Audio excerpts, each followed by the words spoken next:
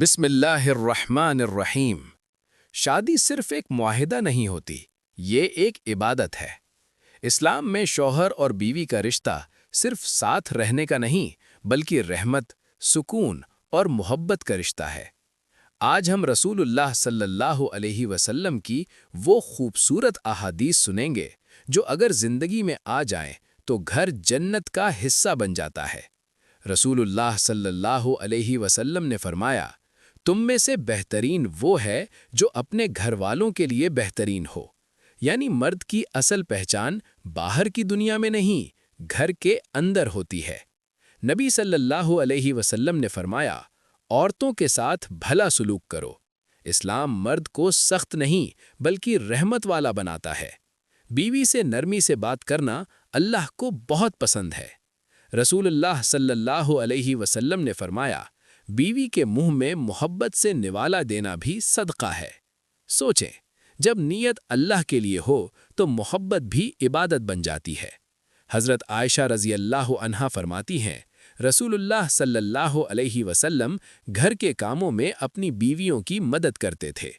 یہ سنت ہر شوہر کے لیے سب سے خوبصورت مثال ہے۔ رسول اللہ صلی اللہ علیہ وسلم نے فرمایا، جو بیوی نماز پڑھتی ہے، روزہ رکھتی ہے، اپنی عزت کی حفاظت کرتی ہے اور شوہر کی اطاعت کرتی ہے، اس سے کہا جائے گا جنت کے جس دروازے سے چاہو داخل ہو جاؤ۔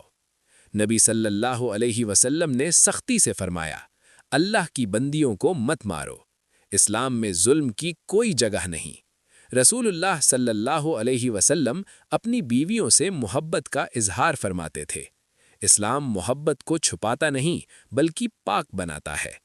اللہ تعالیٰ قرآن میں فرماتا ہے، تم ایک دوسرے کے لباس ہو۔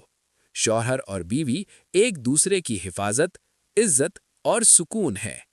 رسول اللہ صلی اللہ علیہ وسلم نے فرمایا، بہترین خرچ وہ ہے جو مرد اپنی بیوی اور گھر والوں پر کرتا ہے۔ یہ خرچ صرف پیسہ نہیں، وقت، توجہ اور محبت بھی ہے۔ نبی صلی اللہ علیہ وسلم نے فرمایا، دنیا کی بہترین چیز نیک بیوی ہے، اور نیک شوہر بیوی کے لیے اللہ کا تحفہ ہوتا ہے۔ اگر آج گھر میں خاموشی ہے تو شاید نرمی کی ضرورت ہے، اگر شکایت ہے تو شاید دعا کی ضرورت ہے۔ اسلام جیتنا نہیں، نبھانا سکھاتا ہے۔ اللہ ہم سب کے نکاح کو سکون، رحمت اور محبت سے بھر دے۔ آمین۔